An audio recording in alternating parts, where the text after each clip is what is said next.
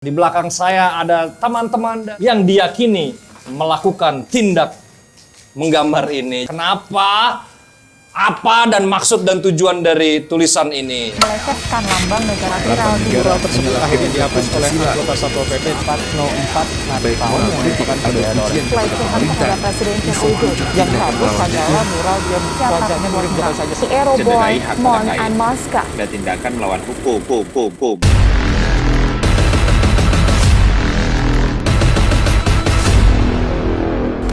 Coretan di dinding membuat resah. Resah hati pencoret yang mungkin ingin tampil. Tapi lebih resah pembaca coretannya. Sebab coretan di dinding adalah bentuk pemberontakan. Kucing hitam yang terpojok di tiap tempat sampah, di tiap kota.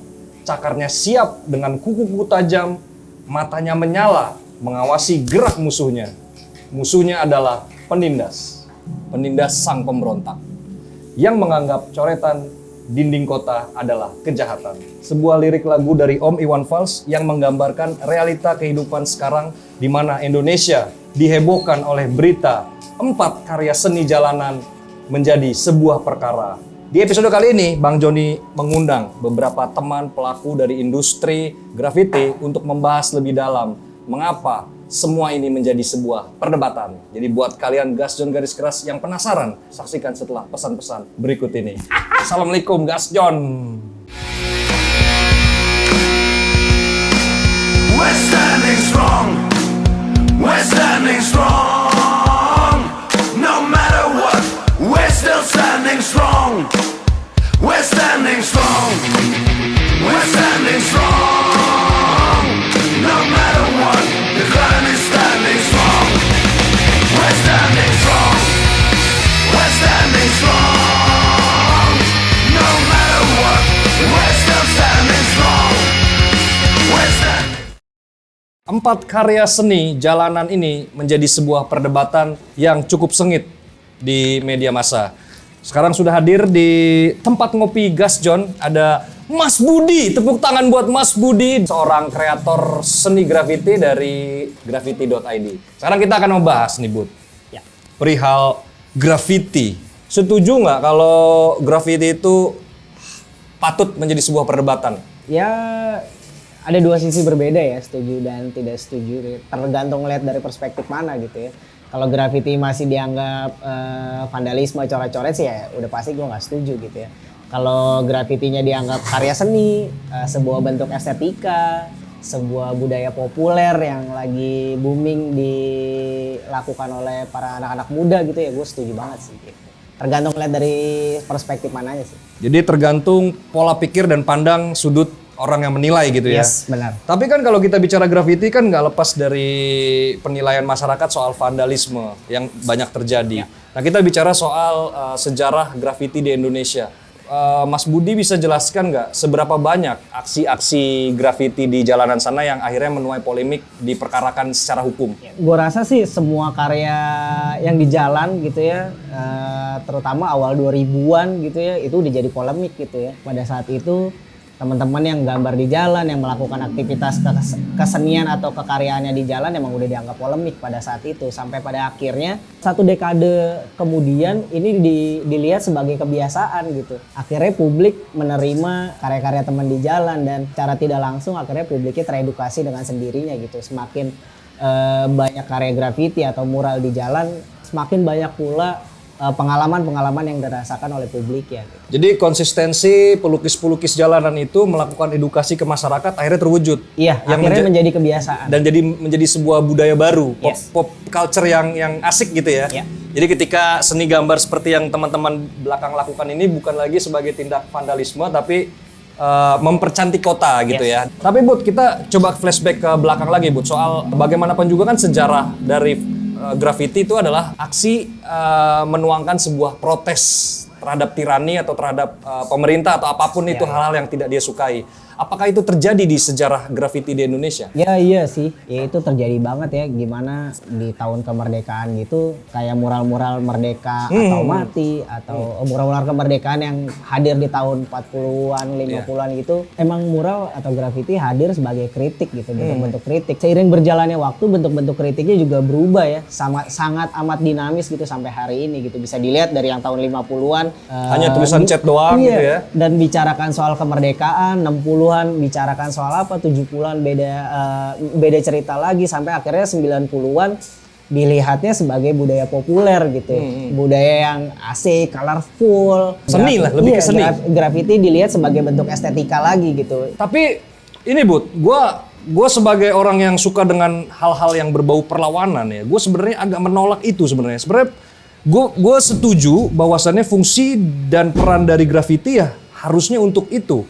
Untuk menyuarakan sesuatu, mengajak sesuatu atau propaganda lah, dan terjadi pergeseran itu. Nah, apakah itu terjadi begitu aja atau generasi muda kita sudah mulai acuh dengan nggak usah dikritik lah, gue mau berkarya aja. Enggak juga sih sebenarnya. Ini cuman bentuk-bentuknya aja yang berubah gitu. Yang tadinya secara verbal, secara frontal emang mau melawan itu gitu ya. Sekarang tuh lebih kayak bermain metafornya aja sih. Lebih bermain majas. Kenapa bentuknya itu, bentuk dengan warna seperti itu yang dihadirkan. Kenapa ada bentuk-bentuk robot, kenapa ada bentuk-bentuk binatang, grafitinya font, white style segala macam. Itu kan sebenarnya cuman bentuk kreativitas yang berkembang aja yang Dinamisasi berarti ya. iya bentuk-bentuk eksplorasi. Berarti Anda tidak setuju kalau saya bilang graffiti artis sekarang sudah mulai tidak peduli dengan keadaan sosial? Ya.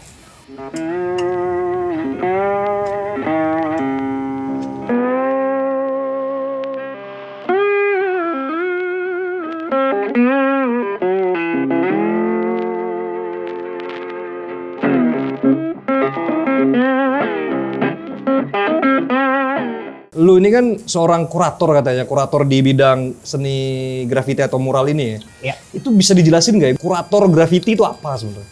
Sebenarnya term kurator ada di scene seni rupa ya. Terus akhirnya ketika karena emang gue secara fokus bentuk kekaryaan kurasi gue pada scene graffiti gitu, akhirnya gue ada term kurator graffiti gitu ya. Karena emang pada saat itu juga gue mengkultuskan diri gue sendiri sebagai kurator graffiti. Untung tidak menjadi nabi kamu, mengkultuskan. Pekerjaan kurator itu kan melakukan pemilihan-pemilihan karya seni kayak gitu. Termasuk mengkritisi karya. Termasuk mengkritisi karya. Nah, pertanyaannya, apa yang bisa kita kritisi dari sebuah karya? Seperti halnya gambar di belakang ini. Itu kan sangat subjektif, bro. Ya. Kayak kita bicara fotografi nih ya. Fotografi itu tidak ada jelek, tidak ada bagus. Videografi juga tidak ada jelek, tidak ada bagus. Tapi kalau konten YouTube, nggak ada konten bagus, ada konten jelek gitu. itu sudah jelas. Tapi kalau kita bicara, ini kan karya seni. Apa yang bisa dikritisi dari sebuah karya ini? Banyak sih. Banyak dilihat dari berbagai macam sisi ya. Tentunya ya kritik seni rupa juga ada teorinya, ada metodenya gitu ya. Tapi hal yang biasa gue lakukan adalah kenapa sih lu bikin karya ini? Kenapa lu misalkan lu anak grafiti, kenapa lu bikin grafiti gitu? Setiap karya yang dihadirkan, setiap warna, bentuk, garis itu tuh menurut gue memiliki arti ya. Ya walaupun balik lagi itu pengertian itu sepenuhnya yang tahu itu senimannya gitu. Tapi kan kalau kita bicara seniman itu kan ingin menghasilkan sebuah karya yang diapresiasi. Nah, pertanyaan gua, apakah mungkin kita asal gambar bisa dapat apresiasi dari pasar atau masyarakat gitu?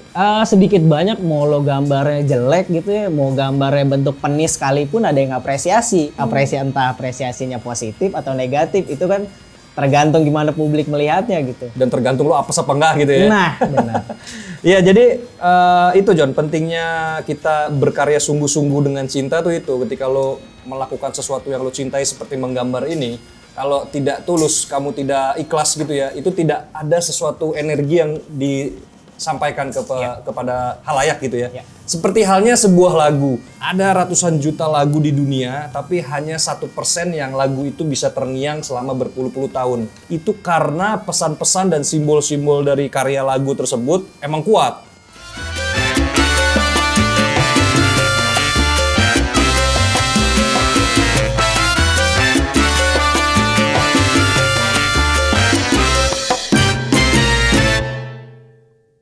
Jadi apresiasi itu ternyata tidak selalu baik. Ya. Ada juga yang buruk. Nah, Indonesia minggu-minggu ini dihebohkan oleh 3 karya yang mematik perhatian publik. Ya, yang pertama ada tulisan, ada muka Mr. President, ada 404 not found.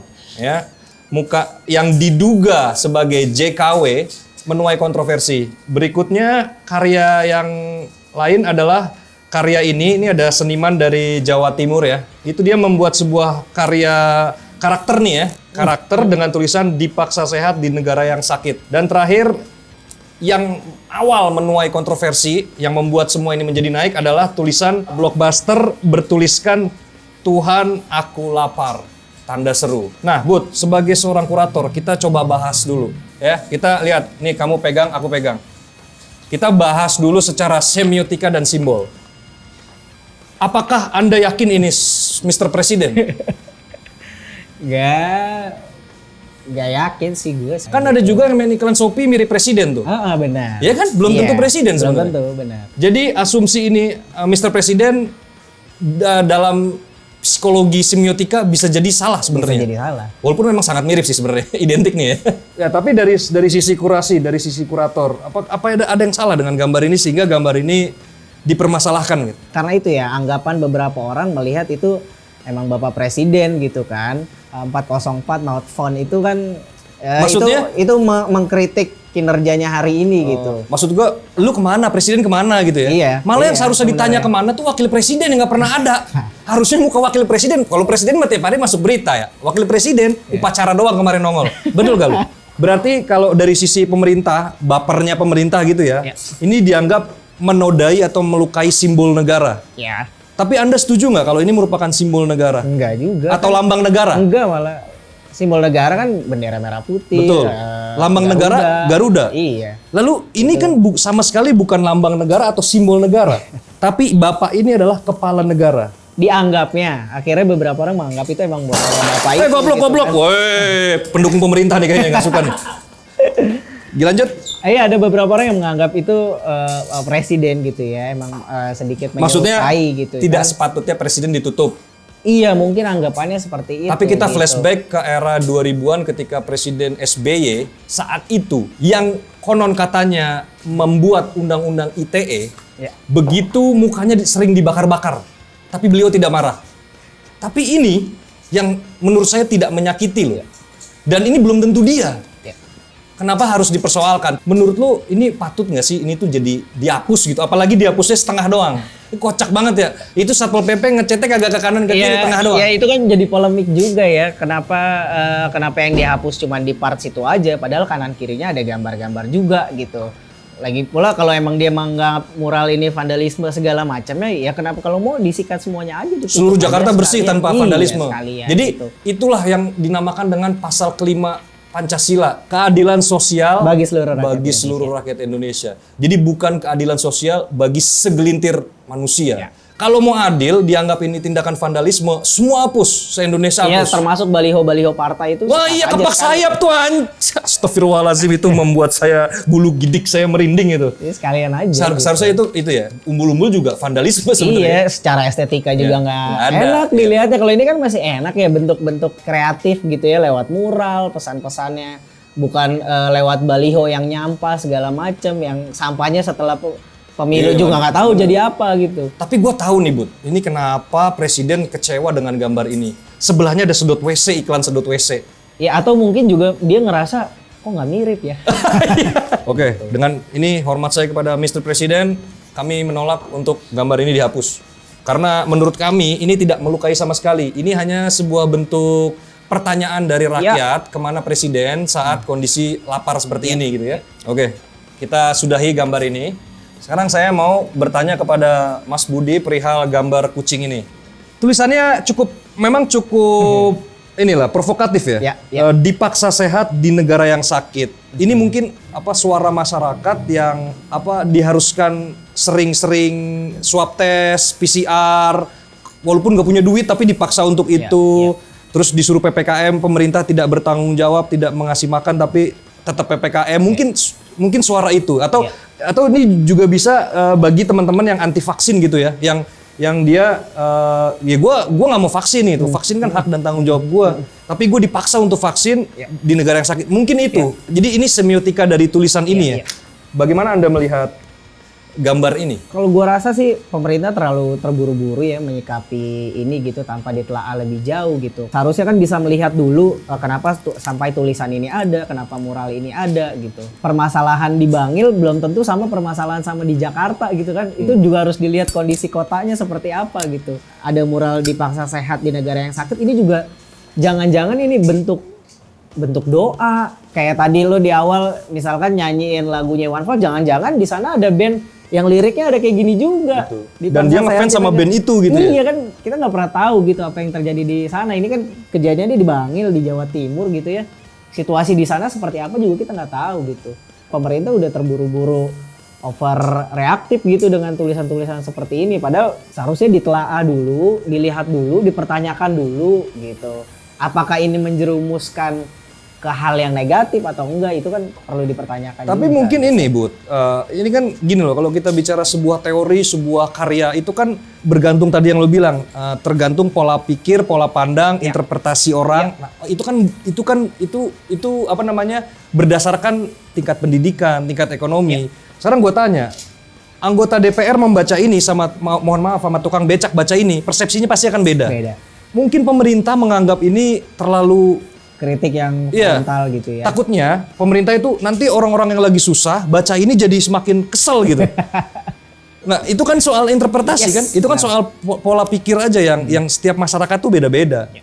Kayak kita lagi di warung kopi, kita ngobrol di warung kopi itu kan filosofinya kita ngobrol dengan berbagai kalangan tingkat ekonomi, sosial, dan budaya. Ngomongin politik kadang nggak nyambung, lo ngobrol sama mahasiswa S3, ngobrol sama mahasiswa S1-nya beda. Pola pikirnya. Nah, mungkin itu pemerintah mencegah itu. Atau menurut lu gimana? Enggak juga sih, ini sih udah cuman overreaktif aja sih. Oke. Ini juga kan kasus ini awalnya yang dihapus juga si tulisannya itu dulu gitu. Jadi kucingnya enggak? Enggak. Karena sayang Satpol PP-nya suka sama kucing kali. Bisa jadi kayak gitu kan. Kita konklusikan, apakah Anda sebagai pelaku industri kreatif sepakat bahwasannya gambar ini layak untuk dihapus? Enggak. Enggak lagi? Enggak lagi. Oke, jadi dua lukisan yang membuat gaduh ini disepakati sebenarnya tidak terlalu harus reaktif seperti itu gitu ya. Kita masih ada satu karya lagi yang membuat dua karya itu menjadi fenomenal. Ya. Ini adalah sebuah karya dari teman-teman di Tangerang yang bisa dikatakan sebagai pemicu dari semuanya. Jadi ketika tulisan ini keluar, itu apes. Dua lukisan itu apes ya. Jadi buat Gas John Garis Keras, perbincangan saya bersama Budi akan lebih seru. Dan yang lebih serunya lagi, saya sudah berhasil mendatangkan siapa orang di balik ini. Jadi buat kalian yang tertarik sama merchandise Gas John, itu bisa di follow Instagram @gasjohn.custom dan juga Instagram Bang Joni itu ada di @apung.gasjohn. Dan buat kalian yang mau lihat produk-produk terbaru dari Gas John, itu ada di Shopee dan juga toko Pak Dedi. Namanya apa, Kes? Gas John Custom. Jadi saksikan terus perbincangan kami masih sangat seru setelah pesan-pesan berikut ini. Assalamualaikum. Yes, Gas John.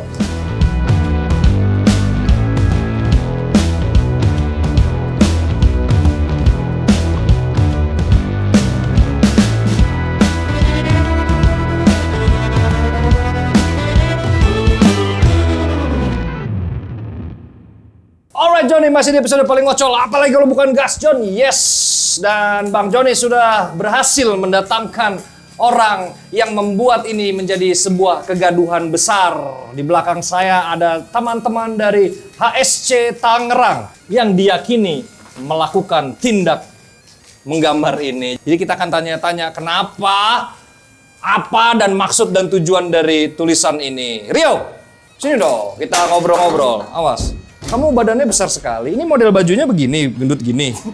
Duduk, silakan duduk. Terima kasih sudah hadir jauh-jauh dari Tangerang nih. Dari tadi saya sama Bapak Budi ini sudah membahas banyak sekali perihal beberapa karya yang menjadi kontroversi. Silakan duduk, Pak. Ya. Banyak sekali kontroversi dari gambar-gambar ini. Ya. Coba bisa dijelaskan ke Gas John Garis Keras dan pemirsa, apa maksud dan tujuan dari Tuhan Aku Lapar? Teman-teman HSC itu pengen bikin blockbuster Ini kan namanya blockbuster ya, tulisan gede-gede ini mengekspresikan keadaan sekarang, keadaan lingkungan sekitar, tetangga kanan kiri. Akhirnya diputuskanlah, gue mencetuskan untuk nama Tuhan Aku Lapar. Tulisan ini berarti tidak dibuat oleh individu, Bukan. dibuat Ini oleh dari kelompok. Ya. Siapa pencetus ide dari tulisan atau pesan Tuhan Aku Lapar? Kebetulan gue. Wah, ini dia Pak Presiden yang masalahnya sudah dihadirkan. Jangan buka masker ya. Kalau buka masker kamu nanti diincar sama pendukung-pendukung pemerintah sana. Cuma pertanyaan saya, apa yang ada di benak lo soal berani menuliskan ini dan sebesar ini? Ini kalau kita bicara spek ya. Ini mungkin sekitar 15 meteran ada ini. Ada, kurang lebih 12-15 meter. Berapa lama ngerjainnya teman-teman HSC? 3 jam 15 orang. 3 jam 15 orang. Berapa lama sampai akhirnya ini menjadi viral? Kita bikin 3 jam selesai, terus habis itu udah 4 hari kemudian kita foto, besokannya baru di upload. Viralnya itu tanggal seminggu kemudian, itu berarti sekitar tanggal 25-an ya, 24-25-an gitu. Oke, artinya Anda membuat sebuah prestasi. Karya Anda viral sebegitu cepat. Selamat sebelum.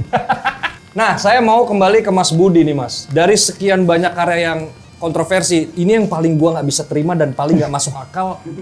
Justru malah jadi pemicu. Ya. Tuhan Aku Lapar, apa yang salah dengan tulisan ini? Nggak ada yang salah sih sebenarnya. Ya, terus kenapa ini akhirnya menimbulkan perdebatan? Iya, itu balik lagi gitu.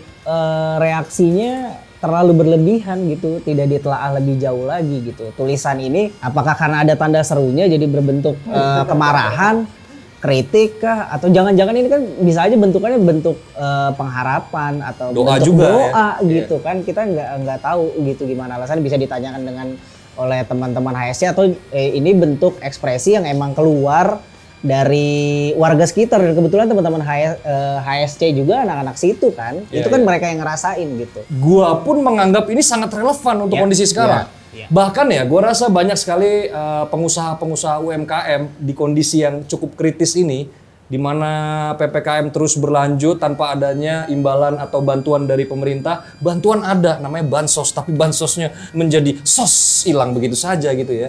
Ini gua rasa sangat relevan bagi pengusaha-pengusaha yang tidak punya omset tapi harus gaji karyawannya. Ini adalah sebuah harapan atau doa dari hampir semua masyarakat Indonesia.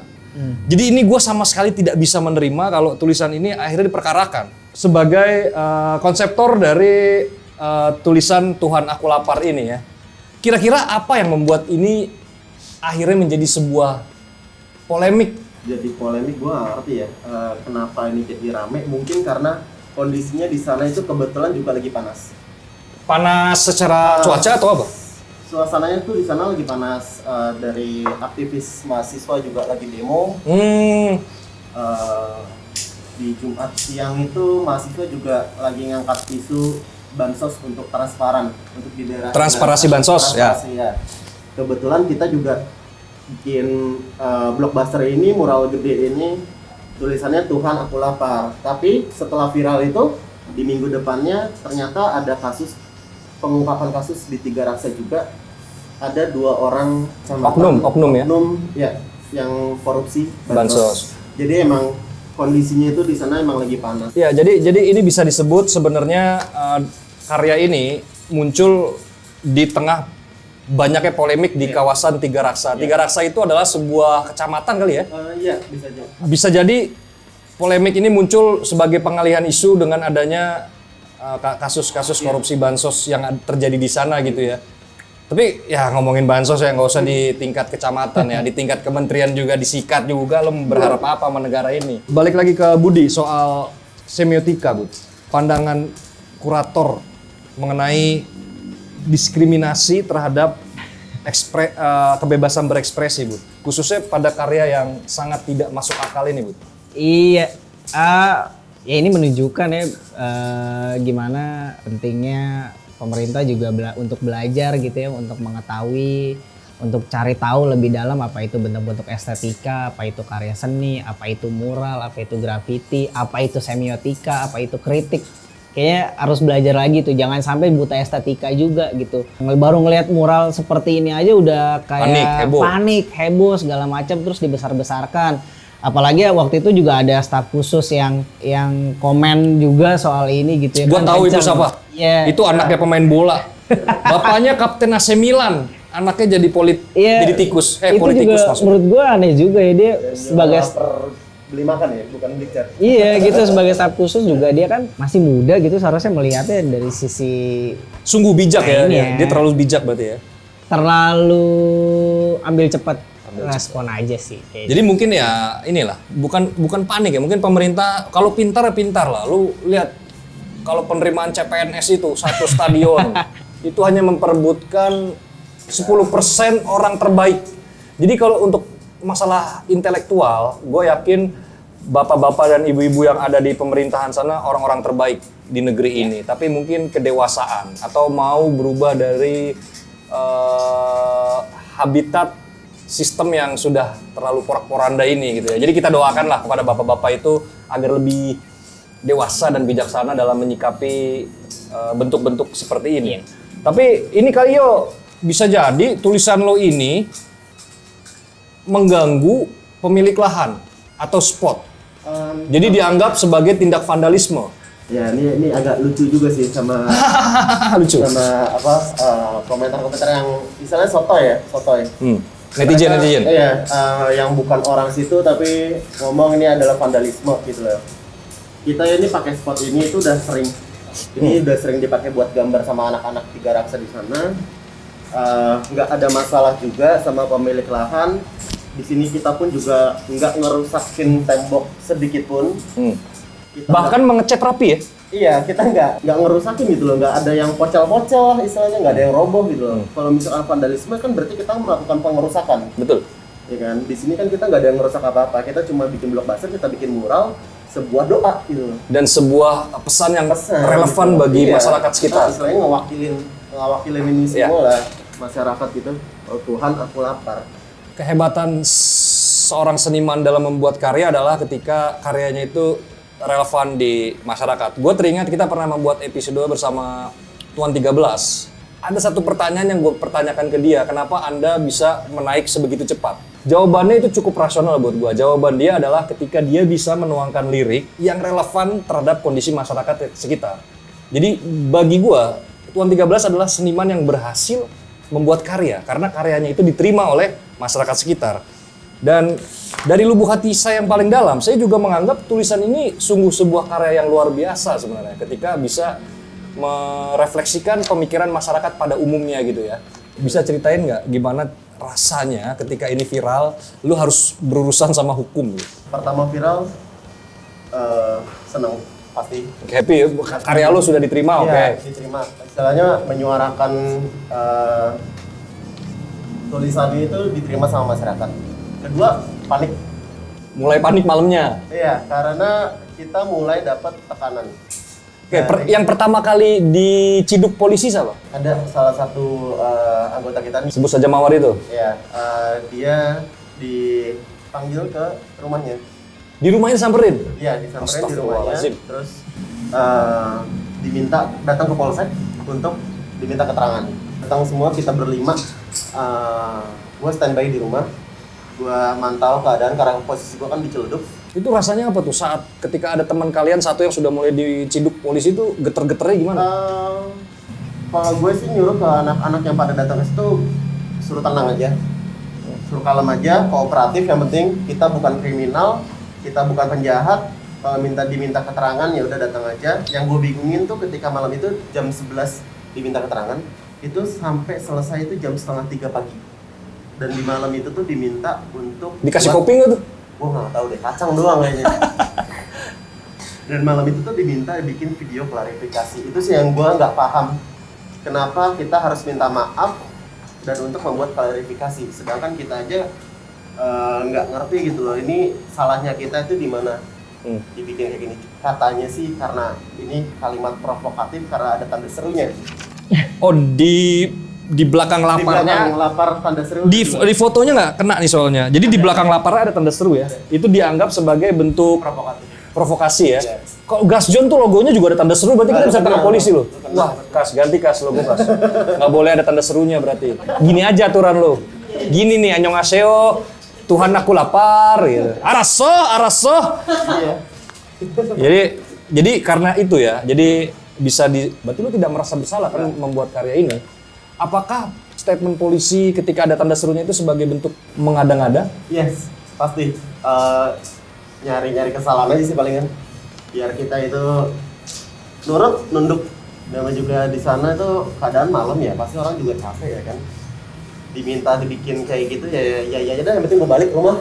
Dan itu juga katanya cuma untuk arsip kepolisian. Ternyata cuma dinaikin ke media. Oke, kita tonton video klarifikasi teman-teman HSC yang sudah beredar di TikTok. Meminta maaf kepada pihak terkait, terutama kepada kepolisian. Itu rasanya apa yuk? Kalian yang merasa tidak bersalah diperlakukan seperti maling ayam. Benar-benar tertekan banget sih. Menurut lo sebagai praktisi lah ya kita sebut ya, segala bentuk represi atau represif terhadap karya-karya ini bisa mematikan kreativitas anak bangsa nggak sih sebenarnya? Iya dong, udah pasti sih. Dengan overreaktif ini juga gua rasa teman-teman yang menggambar atau seperti yang media lakukan diburu pelakunya itu pasti merusak secara psikologinya ya. Dan gue rasa juga teman-teman yang lagi diburu ini juga keinginan untuk berkaryanya bisa jadi akan hilang gitu. Selamanya mungkin ya? Bisa jadi seperti itu gitu Ya, karena trauma itu kan merasa dibungkam segala macam itu kan pasti berkelanjutan dan butuh waktu untuk merilis dan menganggap ini berdamai dengan keadaan segala macam itu kan butuh waktu ya. Udah tidak pernah dikasih fasilitas, udah tidak pernah dikasih tempat untuk berkreasi, terus tiba-tiba hari ini harus dibungkam segala macam ya itu. Yeah. Bentuk-bentuk yang seharusnya tidak dilakukan oleh pemerintah. Jadi dari Budi ini sebenarnya gue bisa mengambil sedikit kesimpulan bahwasannya pejuang sejati itu tidak berhenti dalam meneriakan perlawanannya. Lo bayangin Wiji Tukul sama Marsina berapa kali diciduk polisi masih terus melawan. Berarti saya harap kalian sebagai pejuang-pejuang di jalan dengan karya-karya ini tidak sepatutnya berhenti berkarya. Kapok nggak lo dengan adanya kejadian ini? Gue malah terus-terusan bakal bikin. Hapus satu tumbuh 1000. Mati satu tumbuh 1000, betul sekali. Dan percayalah, sebenarnya tindakan kalian ini dilindungi oleh konstitusi dalam bentuk undang-undang di mana setiap warga negara itu diberikan kebebasan dan hak bersuara. Apalagi Indonesia memiliki sistem demokrasi di mana kita bebas berekspresi dan juga bersuara dengan satu kunci yaitu bertanggung jawab. Ya, jadi mungkin dengan adanya kejadian ini menjadi bahan introspeksi kita semua, John. Baik itu dari pemerintah tadi yang sudah kita bahas, dan juga sebenarnya dari sisi kalian. Jadi mungkin teman-teman bisa mengambil hikmah dari kejadian ini untuk tetap berkarya dengan santun. Artinya tidak merusak fasilitas yang memang tidak semestinya, dan juga lebih bisa bertanggung jawab terhadap karya-karyanya dengan pesan-pesan yang semiotika yang baik tadi gitu ya. Jadi semoga dengan kejadian ini bangsa Indonesia bisa keluar dari kelaparan. Semoga doanya Mas Rio ini juga bisa dijabah oleh Allah Subhanahu wa taala ya. Tulisan ini sangat-sangat relevan dan merupakan sebuah karya seni abadi yang harusnya diapresiasi bukan direpresi gitu ya. Jadi itu aja nih, terima kasih Mas Budi atas waktunya, pengalaman dan juga klarifikasinya ya. Dan juga informasinya. Dan yang penting harapan kita bersama adalah jangan takut untuk terus berkarya. Karena kalau bukan generasi muda yang berkarya, siapa lagi yang akan berkarya? Oke? Jadi terima kasih buat teman-teman kalian Gas John Garis Keras yang sudah menyaksikan obrolan saya bersama dua narasumber hebat kita yang kesatria ini. Semoga dengan tayangan ini memberikan kalian terus motivasi dan juga inspirasi untuk lebih berani dalam menghadapi beratnya kehidupan. Terima kasih karyanya. Ini akan cukup lama kami biarkan di sini menjadi background, dan kami akan membiarkan mata-mata ini menyaksikan perlawanan-perlawanan yang terjadi di sini. Seperti biasa, Cangale, Jangan pernah buang sampah sembarangan. patuhi peraturan lalu lintas dan sayangi keluarga kalian. Bang Joni dan teman-teman semua izin pamit. Wabillahi taufik wal hidayah. Wassalamualaikum warahmatullahi wabarakatuh. Gas John, assalamualaikum.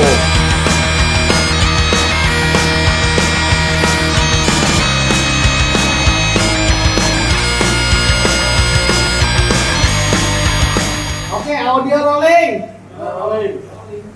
Action. Bismillahirrahmanirrahim. Bismillahirrahmanirrahim. Bismillahirrahmanirrahim. Ayo, serius nih. Yuk.